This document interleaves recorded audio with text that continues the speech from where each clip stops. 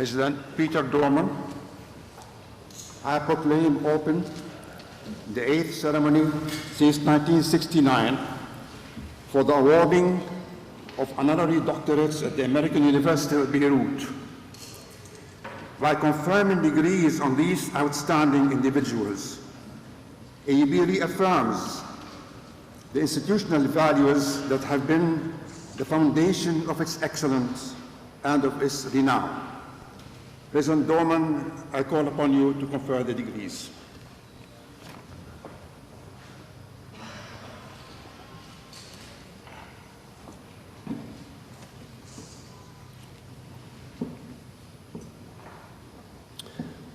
Your Excellencies, distinguished guests, faculty, staff, students, and friends, I bid you a warm welcome to this 16th ceremony of conferring honorary degrees at AUB. This year, we are privileged to award honorary doctorates to 3 prominent and worthy individuals who have not only excelled in their chosen fields, but have addressed issues of import and concern to this region. The fundamental purpose for the establishment of this American university in Lebanon was to engender an enlightened and responsive impact on the region. This continues to be our essential objective, to serve the peoples of the Middle East and beyond through excellence in education, the advancement of knowledge through research, and a commitment to civic engagement.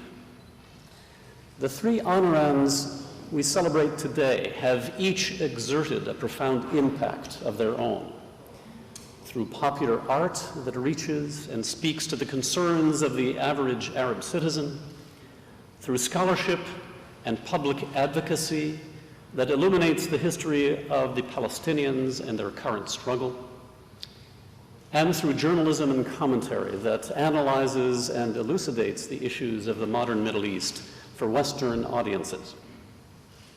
We honor these individuals for outstanding contributions in the arts, sciences, media, and diplomacy, for their inspiring engagement in social issues. Confronting inequality and intolerance is rarely an easy path to take. It requires courage to follow one's deepest convictions, and it is this commitment that we hope our students, indeed all of our community members, to embrace. Thank you all for joining us today in this celebration of the life and achievements of these three inspiring individuals. And as in years past, we will be presenting the degrees in the order of the Latin alphabet. Duraid Lahham has entertained generations of audiences throughout the Arab world with his distinctive characters and incisive wit. His inspirational life journey from relative poverty to academic success, stardom on screen, and years of committed public service speaks volumes about what can be accomplished given the right combination of talent, opportunity, and determination.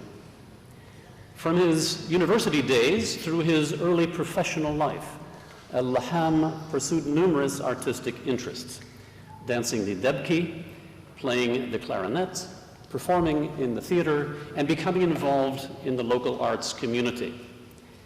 But when he chose to give up his career as a university instructor in chemistry to pursue acting full-time, his family strenuously objected. His courageous decision to follow his passion has proven a boon to the thousands who have enjoyed his artistry over the past 50 years on television, film, and the stage. Best known for creating the character Ghawar al-Tawshi, Duraid Lahham acted for many years with his partner, Nahad Qali. The comedic duo of Duraid and Nahad worked together from the very dawn of Syrian television in 1960, beginning with the miniseries Sahrat Dimashq, Damascus Evening. Lahham's acting career has encompassed traditional comedy, as well as more serious social criticism and political satire. The slapstick antics of Ghawar and Husni in numerous productions spanning a decade had Lahham playing the wicked prankster Ghawar to the mild-mannered and long-suffering character of Husni al-Burazan, played by Nahad Qali. Following Qali's retirement due to illness, Lahham joined with political playwrights Muhammad al-Maghut and turned Ghawar into a more serious character, expressing the worries of the Arab citizen. Popular not only in Syria but across the region, his films and plays addressed issues such as the Arab-Israeli War of 1973, the problems of pan-Arabism and Arab immigration to the West. Duraid Lahham has also shown a commitment to humanitarian causes throughout his life. He has used his celebrity and his craft to lobby for those less fortunate and to speak against injustice. His commitment to protecting the rights of children is evidenced in several of his plays and his television shows, as well as the 1990 film Kafroun. In recognition of his children's productions, Lahham was named UNICEF Goodwill Ambassador for Children's Affairs in Syria in 1992, and also served as Ambassador for Childhood in the Middle East and North Africa from 1999 to 2004. Regional conflicts and strife have also affected him deeply, and he has responded through his art and through personal involvement, especially because his mother hailed from South Lebanon. He was greatly distressed by the 2006 war between Lebanon and Israel, as well as earlier by the Arab defeat of 1967 and the continuing Arab-Israeli conflict.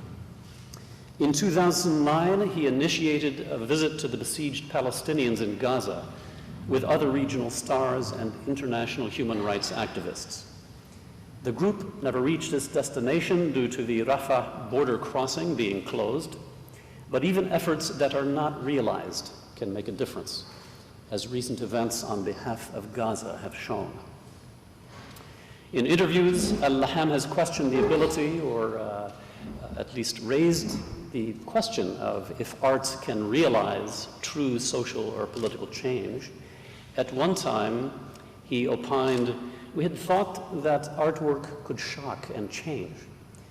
But no artwork, at the end of the day, not even if it is critical, is essentially entertainment. This may be true, but I believe it can and does do more. Art does not necessarily create change, but it can create the possibility for change. Art can help shape our beliefs about the world and inspire us to consider new possibilities. It can motivate, instigate, arouse, and energize. Duraid Lahham's work has surely entertained, but in addition to making us laugh, he has also made us think profoundly.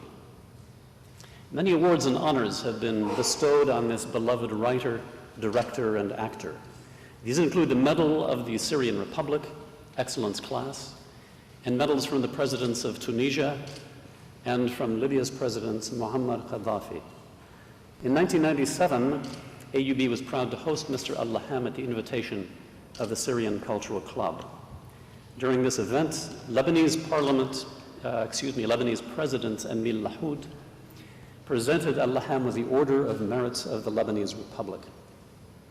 We are now delighted to have this opportunity to bestow upon Duraid Lahham an honorary doctorate from the American University of Beirut in recognition of his significant contributions in the field of arts.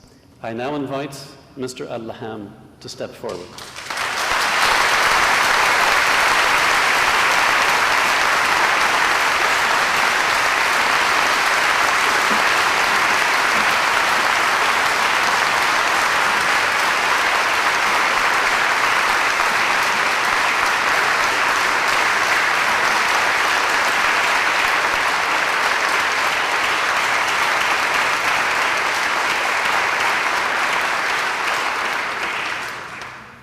Duraid Lahham, by virtue of the authority vested in me by the Board of Trustees, I hereby confer upon you the degree of Doctor of Humane Letters with all the rights, privileges, and responsibilities pertaining thereto.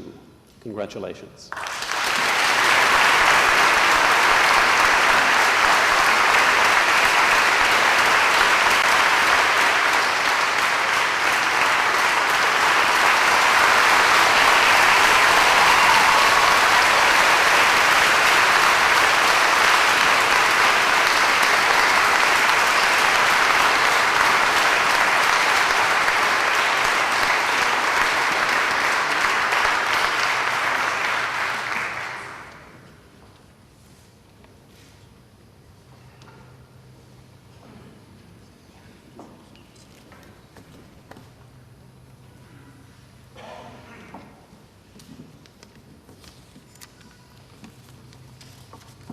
أعتذر إنه سأطلب من صار فوق.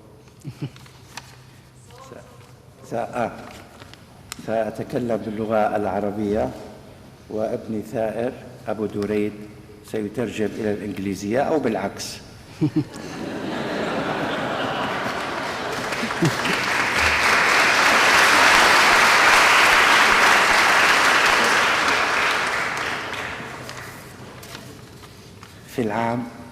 في العام 1955 كنت ضمن وفد من طلاب الجامعة السورية بدمشق قام بزيارة إلى الجامعة الأمريكية في بيروت لإجراء مباريات بكرة الطاولة، وكان الوفد يضم لاعبة واحدة و40 مشجعاً، وكنت أقصر المشجعين. In 1955, I was a member of a student delegation from the Syrian University in Damascus to the American University of Beirut. The mission was table tennis matches where we were represented by 1 female player and 40 fans. I was the shortest among all players and fans. أنت بس كل ما تخلص مقطع الشر لي إنك خلصت.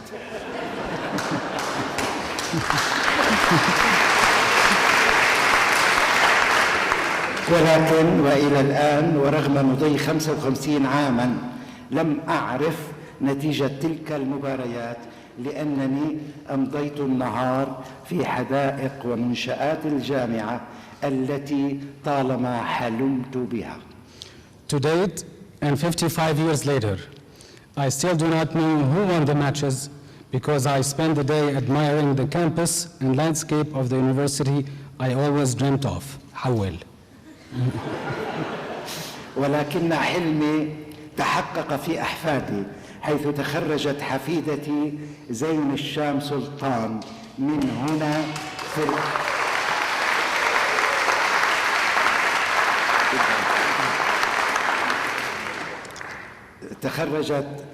في العام 2008 بمرتبة شرف.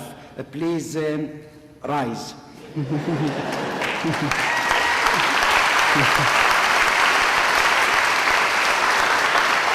My dream materialized through my legacy. My granddaughter, Zain Sham Sultan, graduated from AUB with honors in 2008.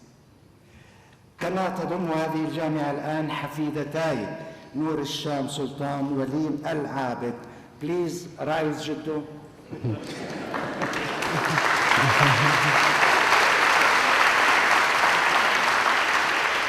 Currently, the university student body includes my granddaughters, Noor Sham Sultan and Lina Abid. أنا فخور بكنا. I'm proud of you all. وقبل أن تحتضن أحفادي حضنتني هذه الجامعة في 7 أيلول عام 99 عندما منحني فخامة رئيس جمهورية السيد إميل لحود وسام الأرز اللبناني بناء على اقتراح النادي الثقافي السوري في AUB، وقد رعت الجامعة ذلك في قاعة عصام فارس. Before embracing my grandchildren, the university embraced me on September 7, 1999, when His Excellency President Emil Lahoud awarded me the Lebanese Cedar Medal. The initiative was AUB's Syrian Cultural Club, and the ceremony took place in Isam Faris Hall. معلش إذا عملتها إلى وراء ما عم نشوف.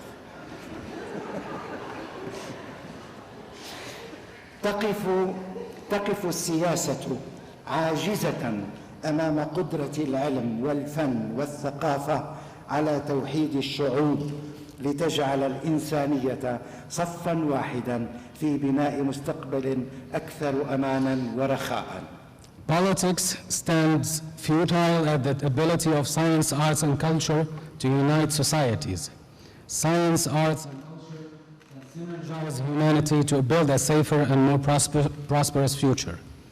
أنا طولي 165 سنتيمتر، والدكتوراه الفخرية لن تجعلني أكثر طولاً ولا أكثر فهماً، ولكن بالتأكيد ستجعلني أكثر فخراً وأكثر تصميماً على خدمة الإنسانية، وخاصة في مجال الطفولة التي فيها يكمن مستقبلنا جميعاً.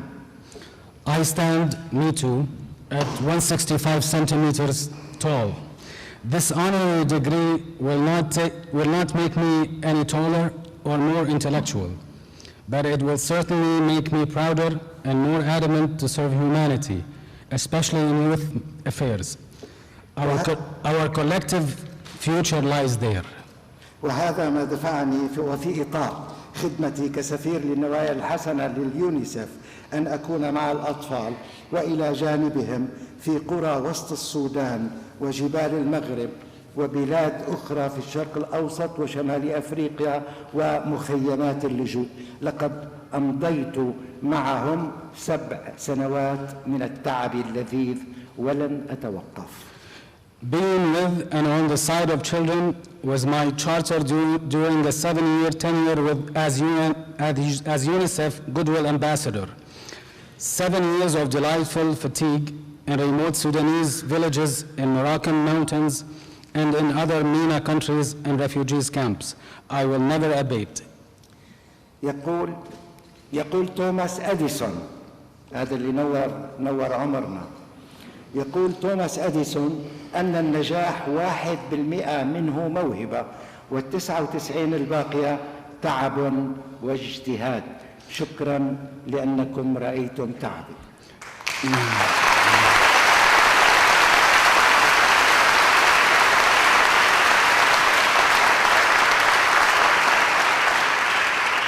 Thomas Edison once said, genius is 1% inspiration and 90% perspiration.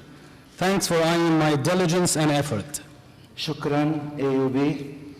Thank you, AUB. شكراً لمجلس أمنائها والأمين الصديق عبد السلام هيكل.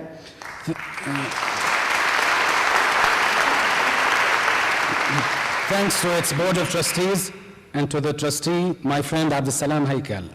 شكراً لرئيسها السيد بيتر دورمان. Thanks to AUB President. Thanks to AUB President, Mr. Peter Dorman. لقد منحتموني يوماً استثنائياً في عمري وعمر عائلتي وبلدي. You have given me an exceptional day in my life and the life of my family and my country. كما أنني أعتقد أن لرضا الله والوالدين علاقة بذلك. I truly believe this is a testament to the blessing of God and my parents. ولو كنت أعلم من سنين سبقت أنني سأقف هنا لأنال هذا التكريم لاستعجلت عمري لأصل إلى هذه اللحظة. If I had known years ago that I will stand before you to receive this honor, I would have rushed my years to arrive at this moment. شكراً للأهل والأصدقاء الذين شاركوني هذه اللحظة بحضورهم. Thanks for the family and friends who are sharing this moment with me. شكراً للعزيزة آني كاسبريان التي أتعبناها طيلة شهور. Thanks to the dear Annie Kasparian, whom we have annoyed for months. وختاماً أشعر أن أرواح والدي ومن غادر من عائلتي يقيمون الآن مونديال للفرح في ملاعب السماء.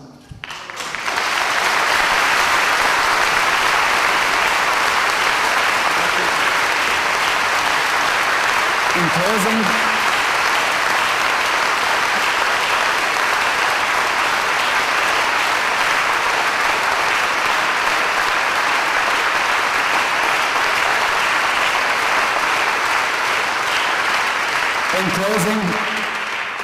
I feel that my parents' souls and the souls of deceased family members are now celebrating a World Cup of joy in the fields of heaven. Thank you.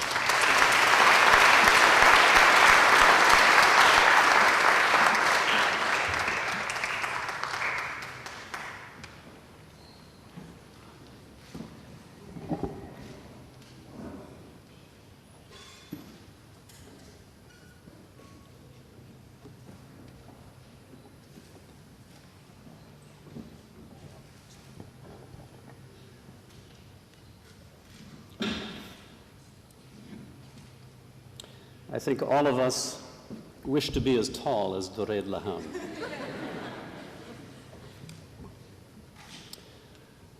As one of the most influential Palestinian intellectuals of the 20th century, Walid Khalidi has served as the voice of his people.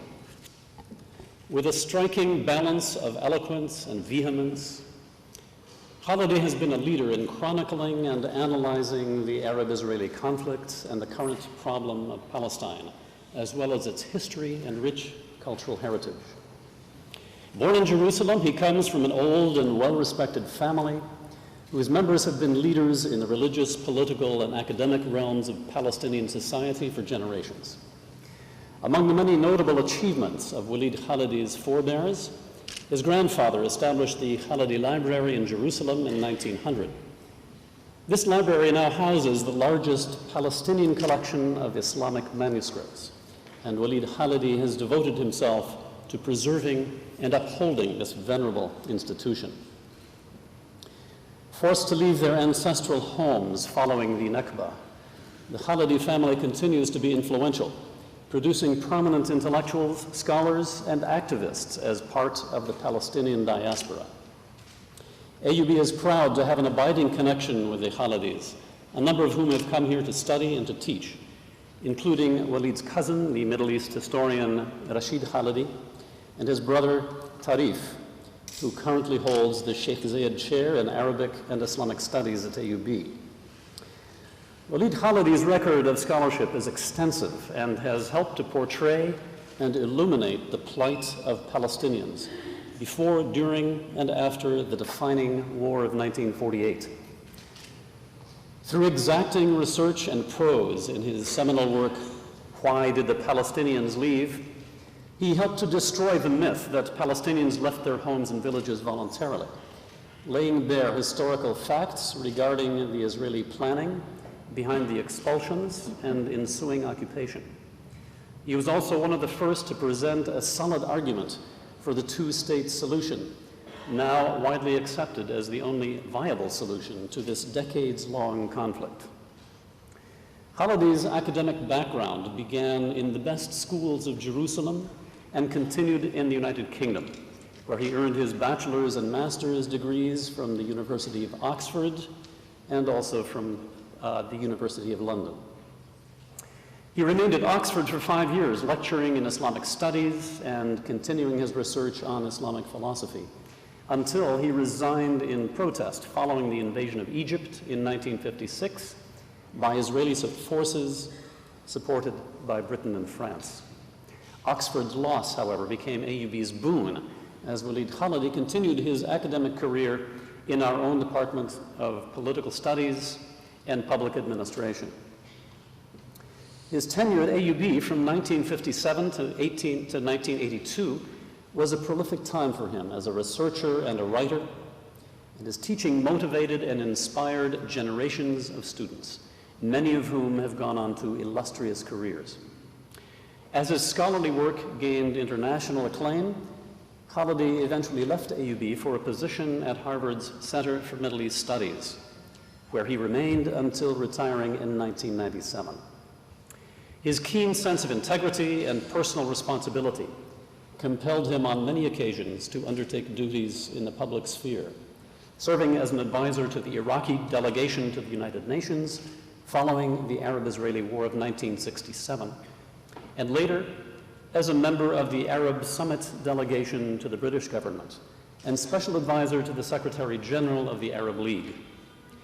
He also brought to bear in his considerable talents in mediating conflicts and easing tensions between Palestinians and Arab nations, as well as to internecine conflicts among the Palestinians themselves, often behind the scenes.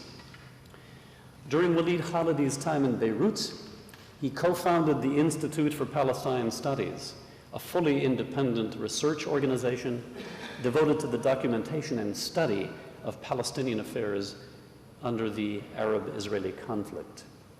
Through the IPS, Khalidi has edited a massive photographic history of the Palestinians prior to 1948 and has overseen a project to research, map, and photograph Palestinian villages destroyed during and after 1948. Other nonprofit groups that Khalidi has helped found include the Royal Scientific Society in Amman, the Center for Arab Unity Studies in Beirut, the Palestinian Welfare Organization, and the Center for Christian and Muslim Understanding at Georgetown University. Throughout his career, Khalidi has been honored with numerous prizes and awards from such institutions as the Palestinian Heritage Foundation, the Arab Culture Club of Beirut, Birzeit University, and the Palestinian National Authority. The Hashemite Kingdom of Jordan has awarded him the Order of Al-Istiqlal First Class, and in 1994, he was elected a Fellow of the American Academy of Arts and Sciences. Now we join this long list to honor Walid Khalidi's eminent scholarly career and history of public advocacy and diplomacy on behalf of Palestinians, for his pioneering research and adept chronicling of the history, culture, and politics of Palestine and of the Arab-Israeli conflict, and in particular his attempts at addressing the cause of peace. We are privileged to welcome Walid Khalidi back to AUB and to acknowledge his significant contributions in academic scholarship with an honorary doctorate from this university. I now invite Professor Khalidi to step forward.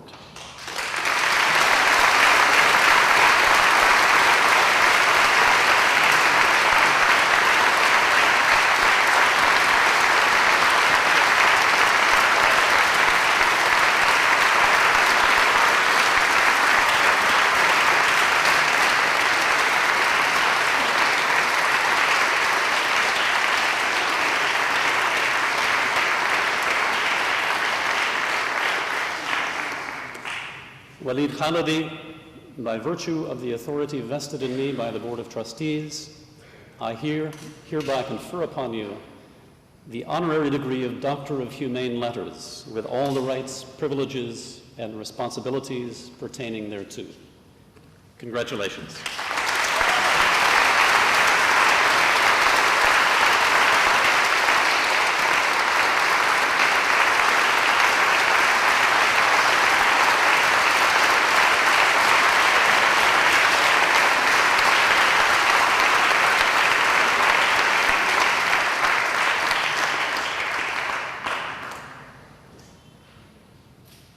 President Dorman, Excellencies,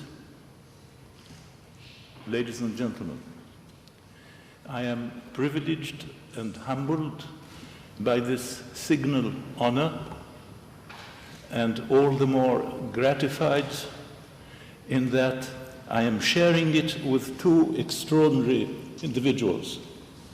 Eric Rouleau, the Dean of Western Observers of the Mediterranean Arab Littoral, whose writings for more than half a century have uniquely shed incandescent light on the major crossroads in Arab-Western relations. And Al-Ustaz Duraid Lahham, the Prince of Arab wit and humor, who not only brought tears of laughter to millions of Arab homes, but also disarmingly gave voice to the voiceless towards the powers that be. I did not attend AUB as a student. My relationship with it started when I resigned from my lectureship at Oxford and joined its faculty in 1957. But my relationship with AUB and with Lebanon is anchored in a web of personal and familial threads. My father, my four uncles, my brother, and unnumbered female and male cousins attended AUB. My father, my sister, and I all had Lebanese spouses, as do my two brothers. My father rests in the precincts of Al-Imam Al-Awza'i's white minaret. Thus, the two agonies of Palestine and Lebanon constitute for me almost in equal measure what T.S. Eliot called the damage of a lifetime. Ladies and gentlemen, veritas is an elusive quarry. It looks different to the Maharaja on the elephant and to the footman walking behind the elephant. To sheep led to slaughter, animal rights are humbug.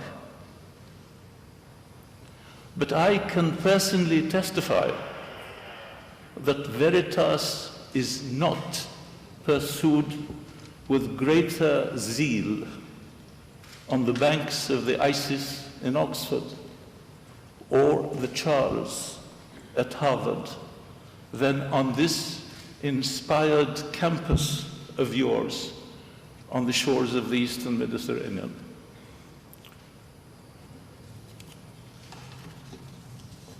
In his unpublished memoirs about AUB, for the years 1916-1918, my father waxed lyrical about his professors, whose surnames were a who's who of Ras Beirut: Dumet, Jordak, Khouri, Qurban, Maqdisi, Khawli. My father was no less enamored of his American tutors, Bliss and Day, Nicoli and Porter. I cannot outmatch this galaxy, but I can honorably compete with my own list of AUB colleagues, alive and departed: Batatu, Ibish, Faris, Sarruf, Tabit, Salibi, Zurek, Hamadi, Salim, Crow, Khalaf, and Zahlan. And last but not least, our martyr, Malcolm Kerr.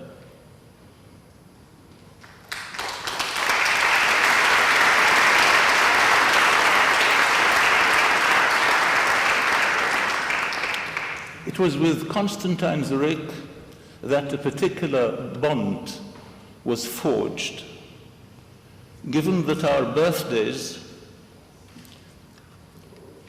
birth years, sandwiched the Balfour Declaration, his in 1909 and mine in 1925.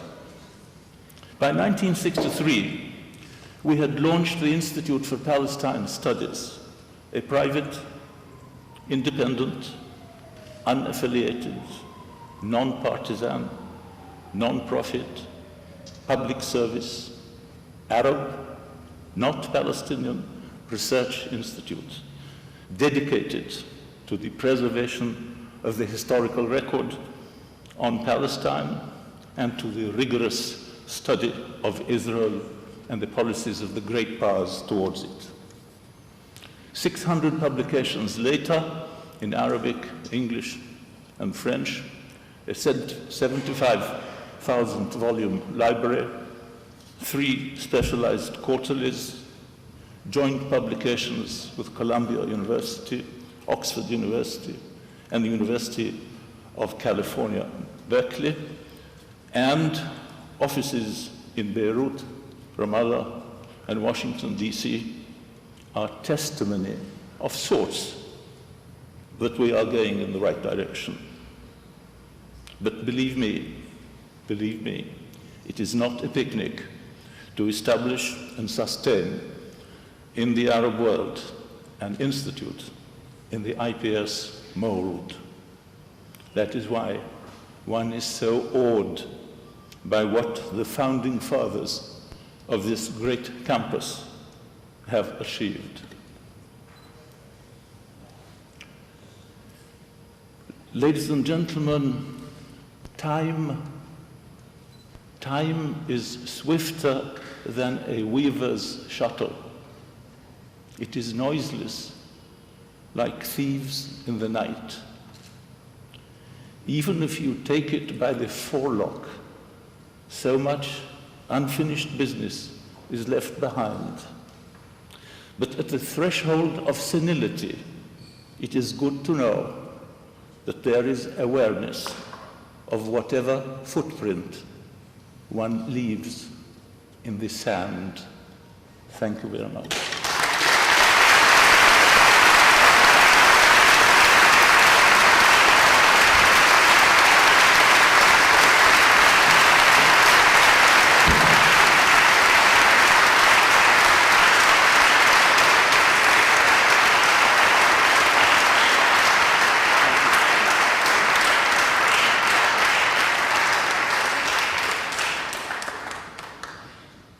Throughout his life and career, Eric Rouleau has exhibited an enormous depth of understanding about the current events and history of the Middle East and North Africa, and great empathy for its peoples.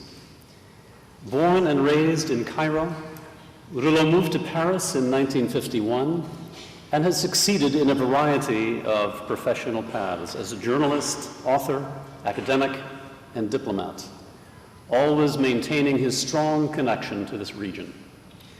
For over 30 years, Eric Rouleau was a special correspondent and chief Middle East editorial writer at the prominent French daily Le Monde. He is highly respected in the field of journalism and serves as a role model for foreign correspondents everywhere. David Hirst, a British writer and journalist, has said that it is not just that Rouleau gets a story right and ahead of others. It is the knowledge, depth, and authority that he brings to the interpretation of it. Writing for Le Monde from 1955 to 1985, Rouleau covered this region during very heady times, from the rise and fall of Arab nationalism to the escalation of hostilities and subsequent negotiated treaties between Israel and various Arab countries, as well as the role of Western powers in the region. He continues to write and contributes regularly to Le Monde Diplomatique, among other newspapers worldwide.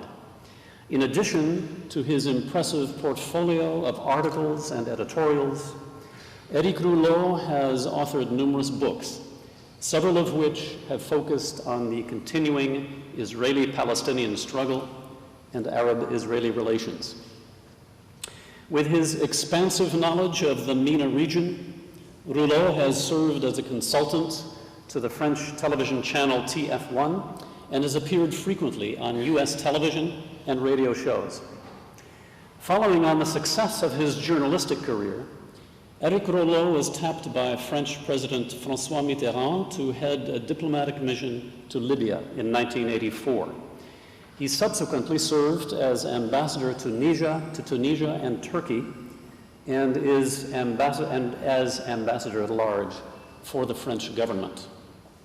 During this time, he interfaced with regional leaders and governing bodies, including Muammar al-Gaddafi, Yasser Arafat, and the Arab League. Rouleau has been a distinguished visitor at various academic institutions and international think tanks, and has lectured extensively throughout North America, Europe, the Middle East, and Australia. Following the events of September 11, 2001, and the global war on terror, Rouleau's experience and expertise has been particularly pertinent. A vocal critic of the US invasion of Iraq, he has also railed against Western bias toward Muslims and advocated for broader understanding and tolerance. His commitment to human rights and dignity can be seen throughout his extensive body of work and is best evidenced by his unflagging support of the Palestinian pursuit of peace and justice. Writing at length on the many aspects and angles of this most complex issue, he also serves as a member of the recently established Russell Tribunal on Palestine, which was launched in Brussels to address the injustices done to the Palestinian people. For all of these contributions, we are delighted to award Eric Rouleau an honorary degree this morning at AUB. I now invite Eric Rouleau to step forward.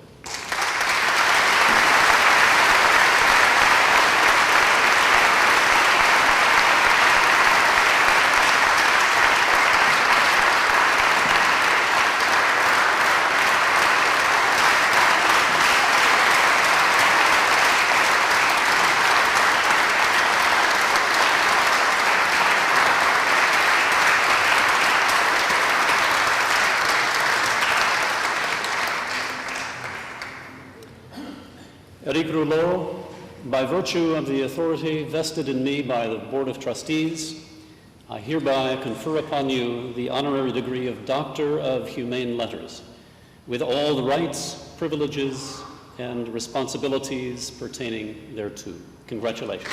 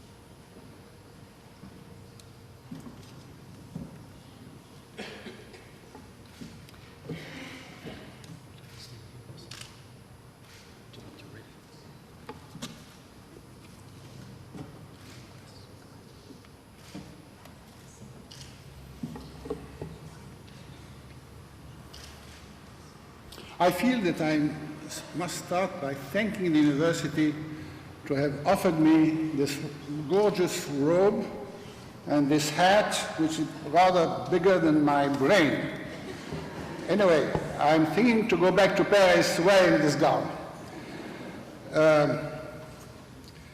President Peter Tolman, honorable members of the Board of Trustees,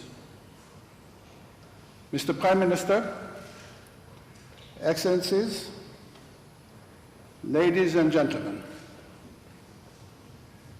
to say that I'm honored by this distinction would be an understatement. I'm gratified by one of the most prestigious universities in the world, of which I have been a long-time admirer. During my successive careers as a journalist, then as a diplomat, I happened to meet scores of your graduates in prominent positions in journalism, in politics, in diplomacy, and in business. I also had the privilege to be acquainted with President Dorman, with two of your predecessors, the late Malcolm Kerr, a close friend of mine, and John Waterbury, a former colleague at Princeton University in the 70s. Mr. President, I'm also grateful for the opportunity you are giving me to visit again Lebanon, a people and a country I have always cherished. In my young years, I perceived this country as a paradise where the hospitality of its citizens, the beauty of its landscapes, the peace it then enjoyed, combined then in a harmonious entity. In later years, as a concerned journalist, I lived painfully the tragic events which struck all Lebanese communities. Since then, the Lebanese people not only survived, but also recovered its charm and its indispensable role as a bridge between East and West.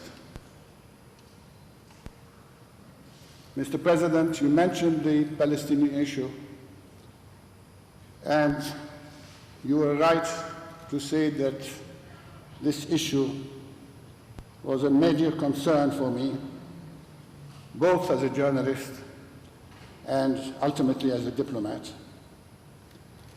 As a diplomat, I was instructed by my government to strengthen the relations between France and the PLO, between France and the Arab world, in view of reaching a lasting, balanced peace in the region.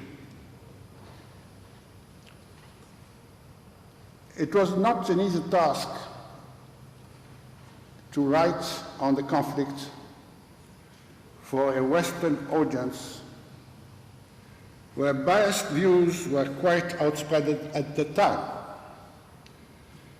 And a journalist accomplishing his duty during tense periods, of course, was harassed, received angry phone calls, insulting letters, and sometimes death threats.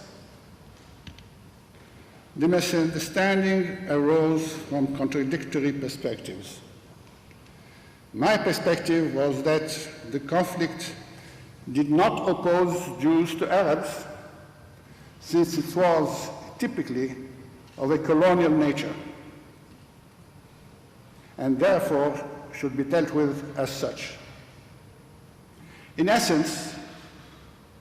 essence, the conflict is not too different from those which opposed, for example, the Algerian people to France or the black people of South Africa to the regime of apartheid. President Dorman, the honorary doctorate you offer me today is, as you kindly said in your speech, a recognition of the validity of what I stood for. For this also, I thank you most heartily. To end my short speech, I would like to thank my friend Walid Khalidi, who has been for many years, I won't say how many, not only a friend but a master. He was really a guide for me to understand the Palestinian problem. And I would like to thank him publicly today.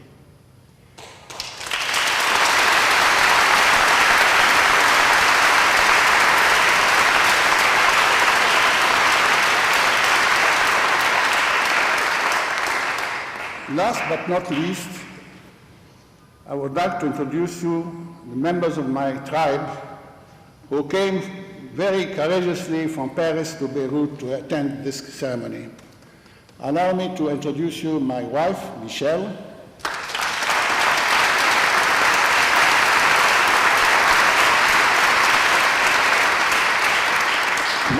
my daughter, Emily,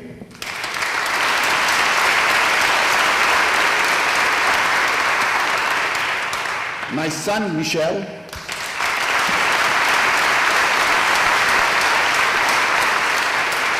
my sister, Renee,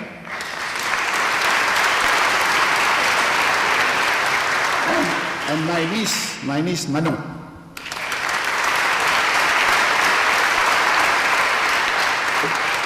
As I told you, the whole tribe arrived today. Thank you.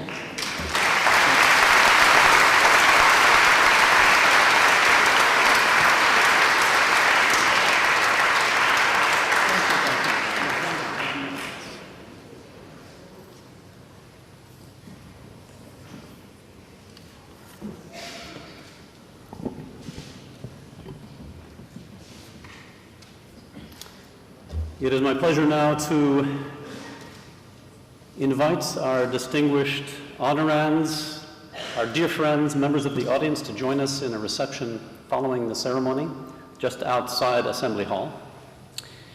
And there is only one thing left. I must invite the audience to stand for the playing of our alma mater.